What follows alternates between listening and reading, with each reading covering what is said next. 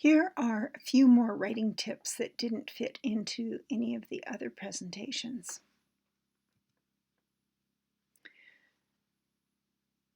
This textbook doesn't really cover intensive and reflexive pronouns. So I'm going to just give you a brief overview. Reflexive and intensive pronouns are those pronouns like myself, herself, himself, themselves, itself. Now you've seen these, you probably know how to use them, but I'll give you a quick review. In the first example, myself is used as an intensive pronoun. What that means is in this sentence, I can open the lid myself. Myself intensifies the subject of the sentence. I can open the lid myself. In this case, myself isn't even necessary for the sentence. You could just write, I can open the lid, period. Some intensive pronouns are like that. They can just be removed and it doesn't change the nature of the sentence all that much. Reflexive pronouns are really similar, and if you don't really get the difference, you know what? That's okay. It doesn't matter that much for the purpose of what I'm going to tell you, but I'll explain the difference anyway. Drew decided to treat himself to a fancy dinner. So this is an example of a reflexive pronoun use, so himself is used reflexively here, which simply means that it reflects back on the subject of the sentence. So himself is referring to Drew. It's not intensifying the meaning of Drew or his actions in any way. Okay, so those are correct usages of intensive and reflexive pronouns. Now we're going to get into two incorrect usages. And this is what I really want to focus on because it can be really problematic. And these are the kinds of things that we say maybe in everyday speaking, and that doesn't matter, but in professional communications, it does matter. Okay, so Kat went to the movie with Mom and myself. This is an incorrect use of myself. To my ear, it sounds terrible. It really bothers me. If it doesn't sound terrible to your ear, why am I harping on you for this? Okay, well, remember a while ago we talked about objective and subjective case in pronouns? Well, here what we have is a place where we should be using the objective or object case. So we should be using the form of the pronoun that acts as an object. And I know you know this because we've talked about it before. So what's an equivalent pronoun that acts as an object? Well, it's me. If I'm talking about I or me or myself or mine, the object case of that pronoun is me. He was looking at me. That makes sense, right? You wouldn't say he was looking at myself. So how do we know that this needs to be in the objective case? Well, primarily it's because of its positioning. In this case, it's acting as an object of the preposition with. So remember, with always has an object. This time it has two objects, Mom and me.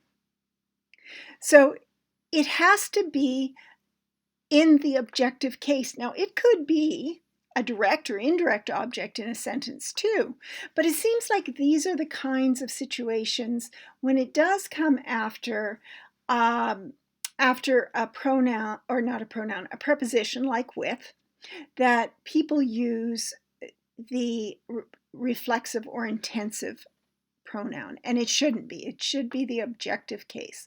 So her, him, them, me, those are all objective cases.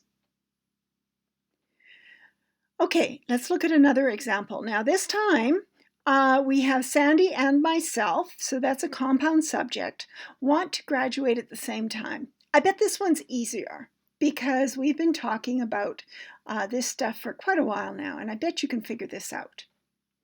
So in this case, this is a compound subject. We have Sandy and we have myself. So these have to both be in the subjective or subject case, meaning that if we're talking about me or I have to use I because that works as a subject of a sentence. So I could say, I want to graduate at the same time.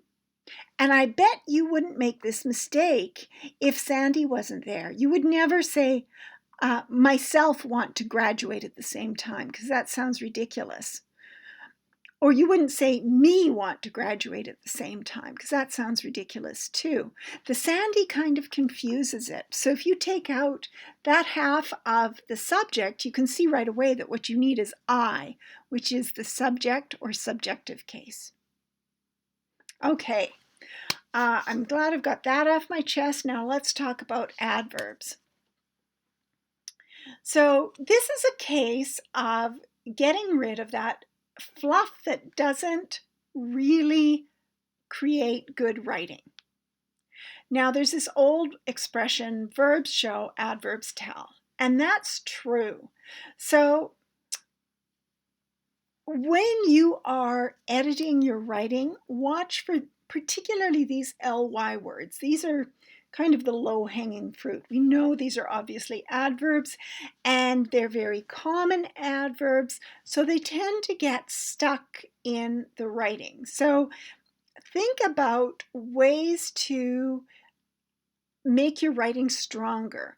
Instead of going to adverbs because they're readily available and you don't have to think about it too hard, is there a verb, a vibrant, interesting verb that could replace that adverb?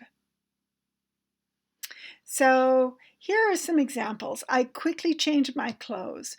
Could you use rushed instead? He ran quickly. What about raced? Anne cried loudly. Maybe she actually wailed. Usually you can find a verb that works better, and it just pumps your writing up. It's not that adverbs are grammatically incorrect. They're just really boring. So they make for sort of flaccid writing. So use those vibrant verbs. All right. Here's a little trick I discovered when I was teaching a business writing class. Now, maybe you already know this, but I'm going to walk you through this. If you are communicating bad news to a client or to an audience, maybe it's in a crisis communication situation, it could be many situations. There are some things you want to consider.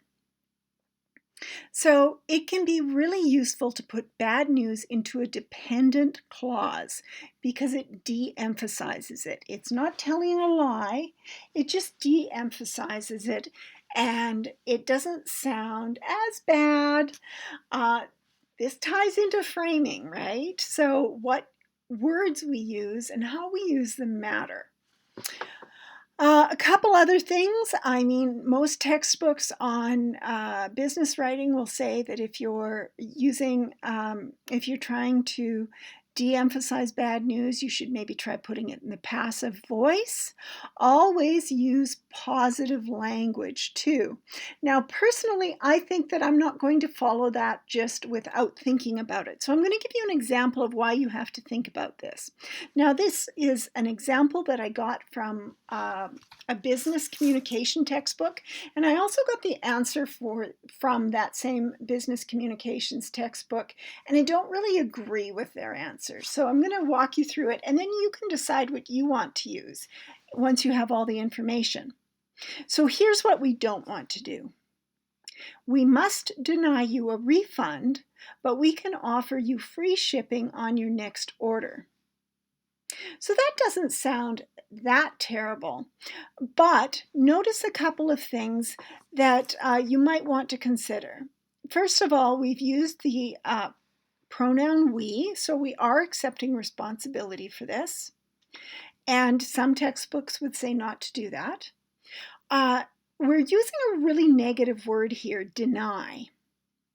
Okay, so is there a way that we can flip that around and without lying, be more positive?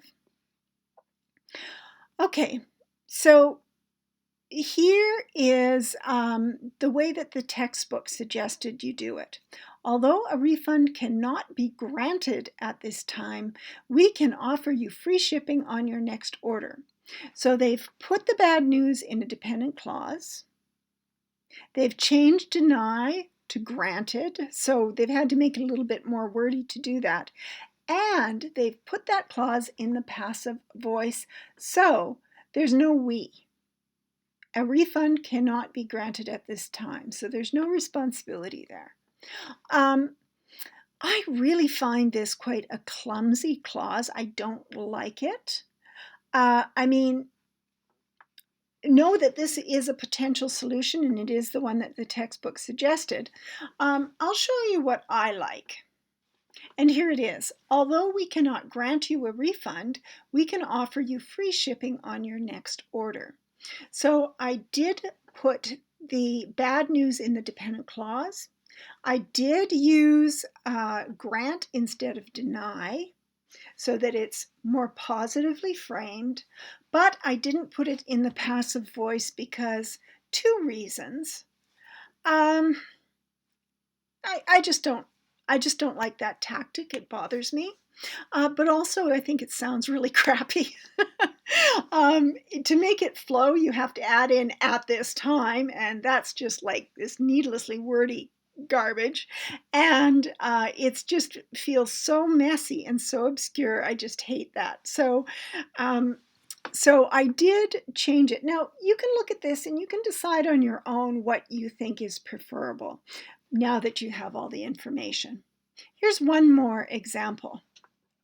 We cannot extend credit to you at this time, but we invite you to fill your order on a cash basis. So again, similar things apply here. I gave you the one of the possible answers where the bad news is put in the dependent clause. I didn't change it to passive voice, and I kept cannot extend because I don't think that extend is particularly negative. I think that's fine. So this is a possible solution. But again, now that you've got all the information, you can decide what you'd like to do in a situation like this.